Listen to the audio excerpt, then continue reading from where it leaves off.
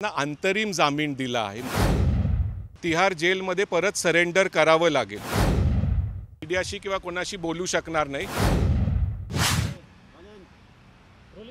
अरविंद केजरीवाल यांना अंतरिम जामीन सुप्रीम कोर्टाने दिला आहे। कुठल्या कारणाच्या आधारावरती दिला आहे आणि त्याचे काय नियम असेल सविस्तर बघा, केंद्र सरकार आणि ईडीचा विरोध झुगारून सुप्रीम कोर्टाने अरविंद केजरीवालांना अंतरिम जामीन दिला आहे। म्हणजे फक्त 21 दिवसाचा जामीन दिला आहे।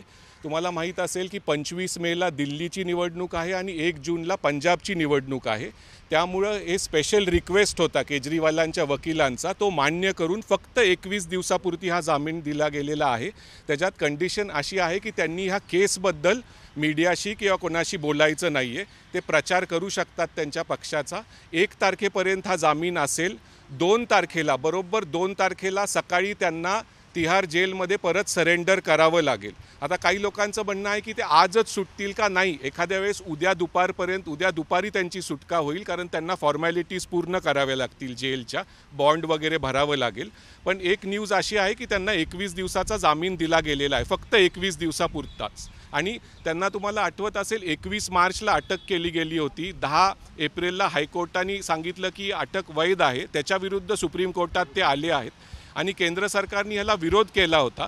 आणि ही तशी मोठी गोष्ट आहे, कारण खालच्या कोर्टाला बायपास करून डायरेक्ट सुप्रीम कोर्टाने त्यांना अंतरिम जामीन देणं ही तशी मोठीच गोष्ट आहे।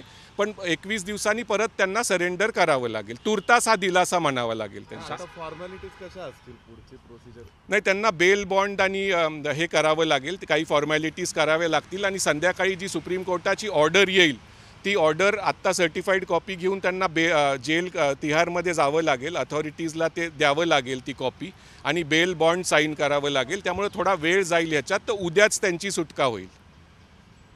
थँक्यू सर, दुसरा जर महत्त्वाचा मुद्दा बघितला तर त्यांना प्रचारात भाषण वगैरे करता येणार आहेत का?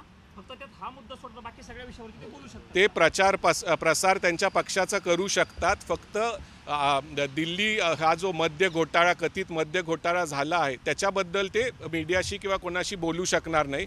त्यांच्या पक्षाचा प्रसार ते करू शकतील। देश विदेशातील प्रत्येक घडामोडींचे लाईव्ह अपडेट मिळवण्यासाठी आता साम टीव्हीच्या सर्व सोशल मीडिया प्लॅटफॉर्मला लाईक, फॉलो आणि सबस्क्राईब करा। तसंच सर्व नोटिफिकेशनसाठी बेल आयकॉन प्रेस करायला विसरू नका।